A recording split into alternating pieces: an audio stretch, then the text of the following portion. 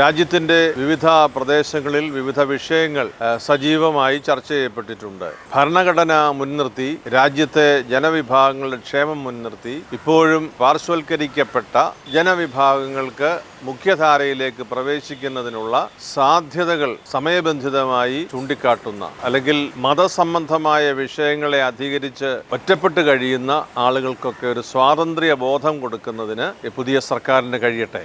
ദളിത് വിഭാഗങ്ങൾക്ക് ലഭിക്കുന്ന ആനുകൂല്യങ്ങൾ എല്ലാ ദളിത് വിഭാഗങ്ങൾക്കും ലഭിക്കുന്നതിന് ഇടയാകുവാൻ സർക്കാർ ശ്രദ്ധിക്കും എന്ന് കരുതുന്നു. രാജ്യത്തെ ഭൂരിപക്ഷ ജനവിഭാഗങ്ങളുണ്ട്, അവർ നേരിടുന്ന വിഷയങ്ങളുണ്ട്, പ്രതിസന്ധികളുണ്ട്. രാജ്യത്തെ ന്യൂനപക്ഷ വിഭാഗങ്ങൾക്കിടയിലുള്ള അസ്വസ്ഥതയുണ്ട്, ആശങ്കകളുണ്ട്. ഇതിനെയെല്ലാം സൂക്ഷ്മമായി നിരീക്ഷിക്കാനും ആവശ്യമായ നടപടികൾ സ്വീകരിക്കാനും പുതിയ സർക്കാരിന് കഴിയണം. ജനങ്ങളുടെ ക്ഷേമമാണ് ഒരു രാജ്യത്തിന്റെ ഭരണാധികാരിയുടെ പ്രവർത്തനത്തിന്റെ മികവ് കാണിക്കുക.